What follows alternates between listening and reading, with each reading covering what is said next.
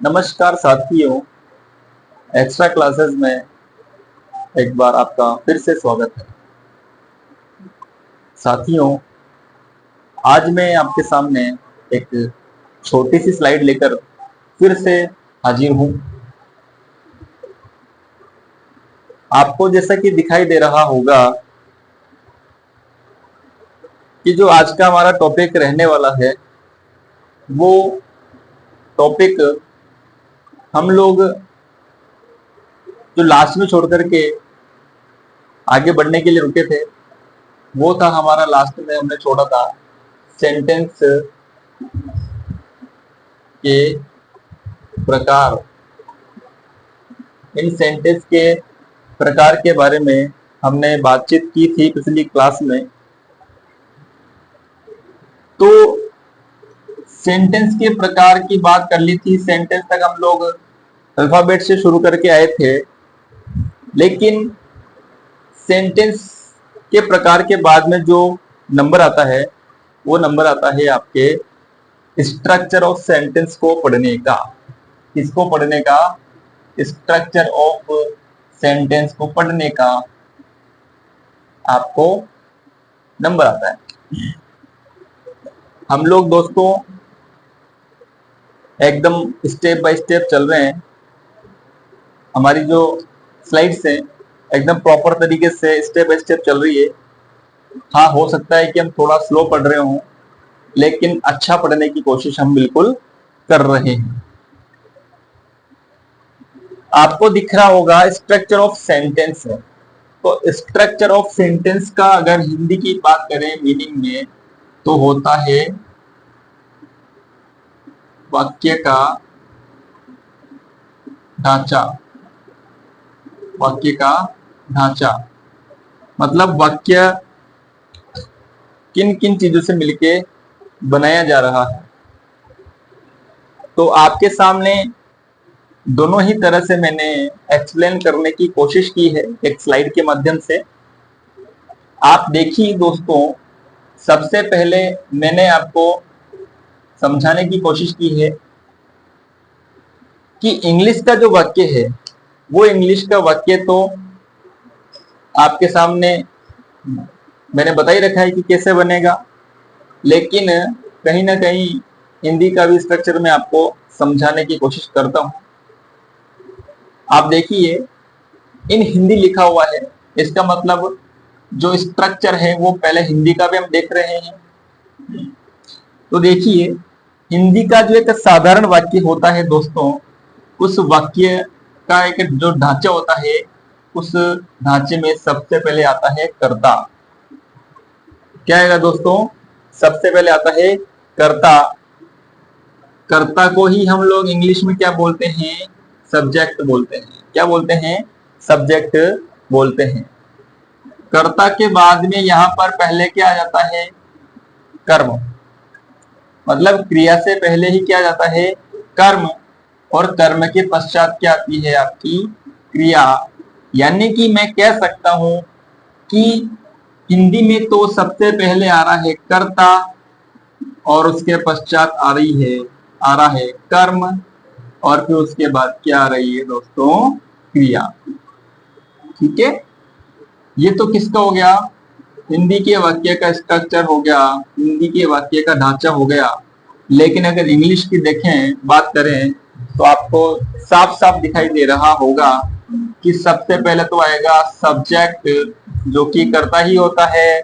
उसके बाद में सेकंड नंबर पे हमारे आती है वर्ब। क्या आती है दोस्तों? सेकंड नंबर पे वर्ब आती है।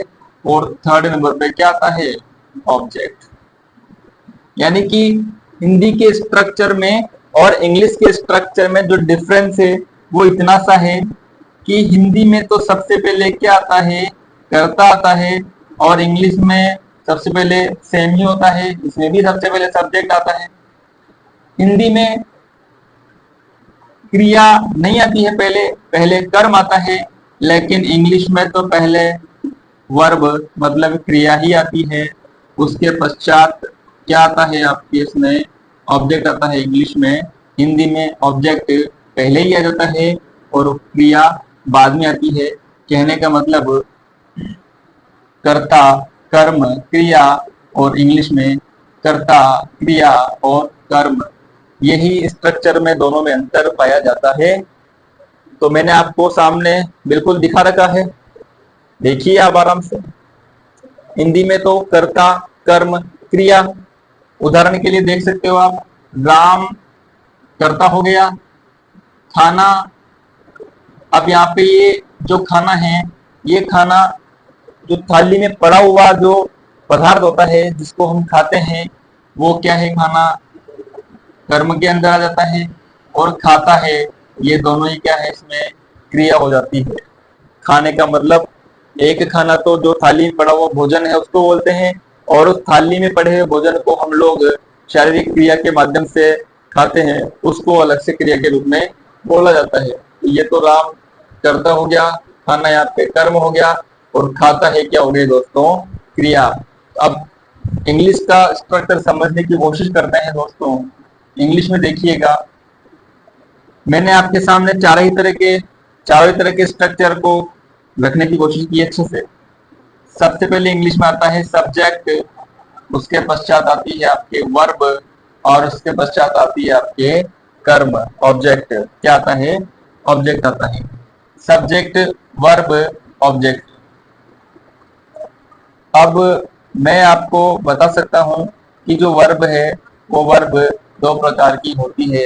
एक तो होती है हेल्पिंग वर्ब और एक होती है मेन वर्ब। ठीक है दोस्तों, हेल्पिंग वर्ब को हम लोग सहायक क्रिया बोलते हैं, और मेन वर्ब को हम लोग बोलते हैं मुख्य क्रिया। सब्जेक्ट को हम कर्ता बोलते ही हैं, और ऑब्जेक्ट को हम कर्म बोलते ही हैं। अब ये तो है पॉजिटिव, जिसमें किसी प्रकार का कोई हम लोग कह सकते हैं कि बिल्कुल जो वाक्य होता है वो एकदम साधारण तरीके से हम लोग पेश करते हैं। उसके बाद दूसरा जो प्रकार है वाक्य का, वो है दोस्तों नेगेटिव। नेगेटिव सेंटेंस का स्ट्रक्चर आप देखिए, सबसे पहले नंबर पे क्या आ रहा है, सब्जेक्ट आ रहा है। उसके बाद दूसरे नंबर पे क्या आ रही है, हमारी हेल्पिंग वर्ब आ रही है। देखिए क्या आ रही है दोस्तों, हेल्पिंग वर्ब आ रही है। और थर्ड नंबर पे क्या आ रहा है, हमारा नॉट आ रहा है। और फोर्थ नंबर पे क्या आ रही है, मेन वर्ब आ रही है, मुख्य क्रिया। और उसके बाद में फिफ्थ नंबर पे क्या आ रही है, ऑब्जेक्ट आ रहा है। तो सबसे पहले क्या आया, नेगेटिव में सब्जेक्ट आया, उसके बाद हेल्पिंग वर्ब आई, उसके बाद थर्ड नंबर पे क्या आया दोस्तों, नोट आया, उसके बाद मेन वर्ब, और लास्ट में ऑब्जेक्ट आया। तो दोस्तों देखिए, थर्ड नंबर पे हमने नोट जोड़ा। कितने नंबर पे, थर्ड नंबर पे हमने क्या जोड़ा, नोट जोड़ा। इस नोट पे गौर करना, ये जब जब भी आप सेंटेंस बनाओगे टेंस के अकॉर्डिंग, तो ये नोट हर बार थर्ड नंबर पे आपको देखने को मिलेगा। उसके बाद में देखिए दोस्तों, इंटेरोगेटिव सेंटेंस को बोलते हैं प्रश्नवाचक वाक्य। तो सबसे पहले जो हेल्पिंग वर्ब है उसको आगे लेके आया जाता है, उसके बाद में सब्जेक्ट सेकंड नंबर पे आता है, फिर आपकी मेन वर्ब जो मुख्य क्रिया होती है वो फोर्थ नंबर पे आती है, और फिर क्या जाता है, आपके ऑब्जेक्ट आता है फिफ्थ नंबर पे, सॉरी हेल्पिंग वर्ब आती है फर्स्ट नंबर पे, सब्जेक्ट आता है सेकंड नंबर पे, मेन वर्ब आती है थर्ड नंबर पे, ऑब्जेक्ट आता है फोर्थ नंबर पे, और फिर लास्ट में क्या जाता है, क्वेश्चन मार्क आपको देखने को मिल जाता है। अब फिर से आपको क्या बनाना है, इंटेरोगेटिव नेगेटिव। इंटेरोगेटिव तो बनाना ही है, लेकिन आपको साथ में क्या बनाना पड़ेगा, नेगेटिव भी बनाना पड़ेगा। अब नेगेटिव इंटेरोगेटिव का फॉर्मेट देखें तो सबसे पहले हेल्पिंग वर्ब आई जाती है, उसके बाद सब्जेक्ट आ जाता है। लेकिन थर्ड नंबर पे दोस्तों फिर से आपको क्या देखने को मिल रहा है, आपके स्ट्रक्चर में नॉट देखने को मिल रहा है। उसके बाद मेन वर्ब आ जाती है, उसके बाद ऑब्जेक्ट आ जाता है, और फिर लास्ट में क्या जाता है, क्वेश्चन मार्क आ जाता है। तो दोस्तों आप लोग भी देख सकते हो, एकदम स्लाइड में क्लियरली बता रखा है। चारों तरह के हम लोग टेंस में जो स्ट्रक्चर होते हैं वो पढ़ते भी हैं, और मैंने आपको यहीं पे एक बार चारों तरह के स्ट्रक्चर एक्सप्लेन कर दिए हैं, अच्छे से कोशिश की है करने की। अब दोस्तों ये तो हो गया सेंटेंस का स्ट्रक्चर। अब उसके बाद में हम लोग जो अगली स्लाइड होगी, उस अगली स्लाइड में सब्जेक्ट को प्लस हेल्पिंग वर्ब को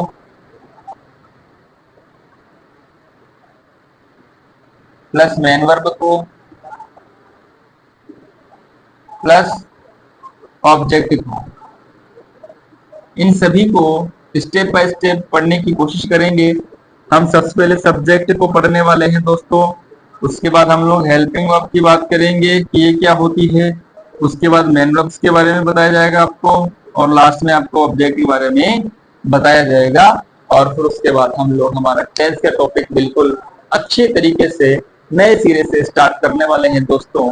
तब तक के लिए आपका एक बार फिर से मैं स्वागत करता हूं, धन्यवाद करता हूं। दोस्तों आपसे एक अपील जरूर है, वीडियो को ज्यादा से ज्यादा शेयर करें ताकि हमें मोटिवेशन मिलता रहे और हम लोग आपके लिए और भी ज्यादा काम कर सकें। तो आज की क्लास में इतना ही होगा दोस्तों, अगली क्लास में हम फिर से मिलेंगे। तब तक के लिए आप सभी का धन्यवाद, आप सभी को शुभ रात्रि।